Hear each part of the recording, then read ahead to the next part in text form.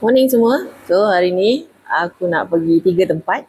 First aku nak pergi PPUM, lepas tu aku nak pergi Tawakal Hospital, lepas tu aku nak pergi office.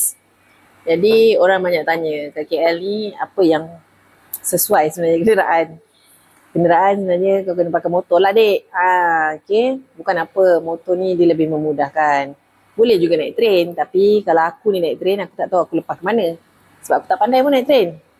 Okay, so apa yang aku nak buat hari ni adalah first aku nak pergi PPUM tu, tujuan dia adalah untuk aku punya kita panggil pil hormon. Okay, nanti aku terangkan apa tu pil hormon tu lah. Yang kedua aku nak pergi Tawakal. Okay, lepas tu nak tengok refund. Dan yang ketiga pergi office sebab aku ada dapat hadiah daripada AIA. So nak pergi ambil lah. Okay, so jumpa korang di episod seterusnya. Ayolah kita. Alamak.